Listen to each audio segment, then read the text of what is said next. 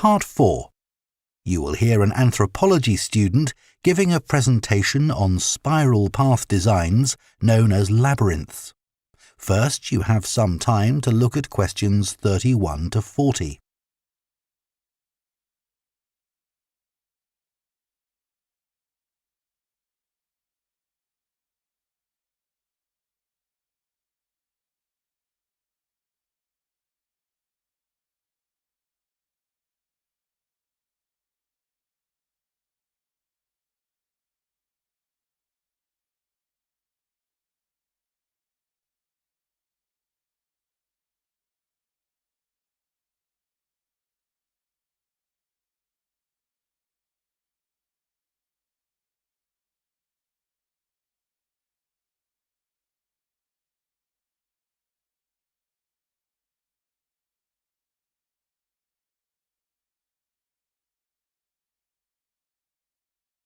Now listen carefully and answer questions 31 to 40.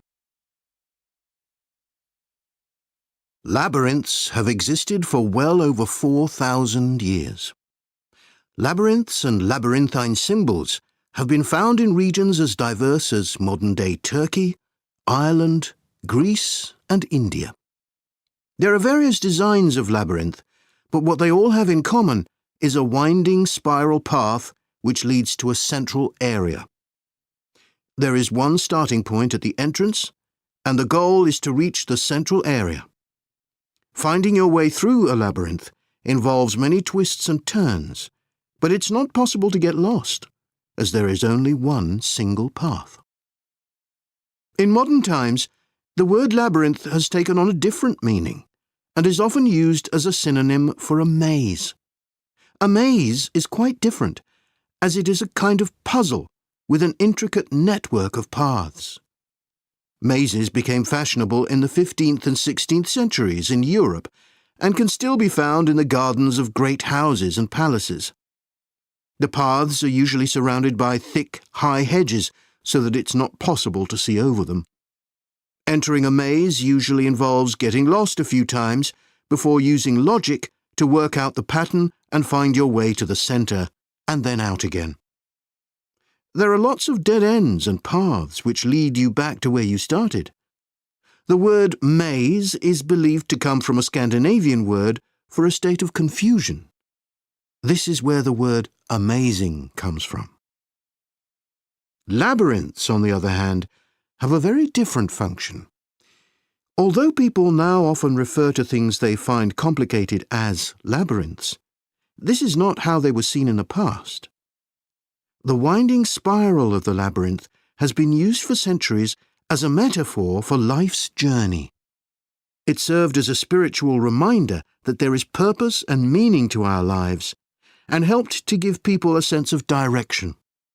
Labyrinths are thought to encourage a feeling of calm, and have been used as a meditation and prayer tool in many cultures over many centuries.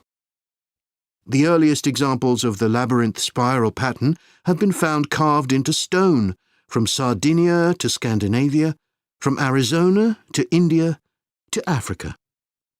In Europe, these spiral carvings date from the late Bronze Age. The Native American Pima tribe wove baskets with a circular labyrinth design that depicted their own cosmology. In ancient Greece, the labyrinth spiral was used on coins around 4,000 years ago. Labyrinths made of mosaics were commonly found in bathhouses, villas, and tombs throughout the Roman Empire. In northern Europe, there were actual physical labyrinths designed for walking on. These were cut into the turf or grass, usually in a circular pattern. The origin of these walking labyrinths remains unclear, but they were probably used for fertility rites, which may date back thousands of years. 11 examples of turf labyrinths survive today, including the largest one at Saffron Walden, England, which used to have a large tree in the middle of it.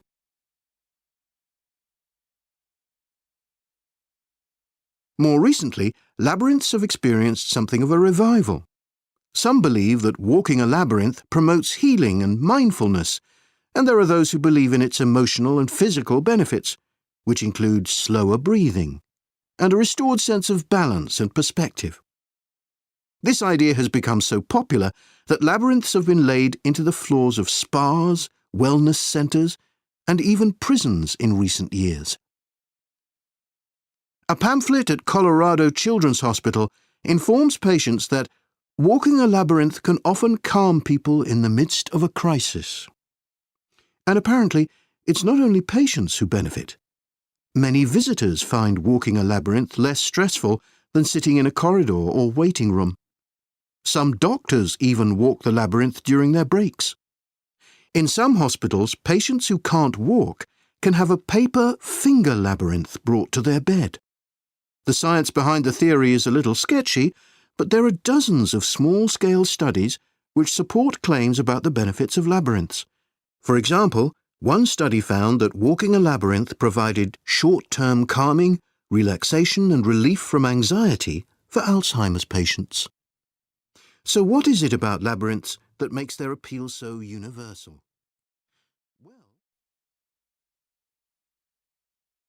That is the end of Part 4. You now have 1 minute to check your answers to Part 4.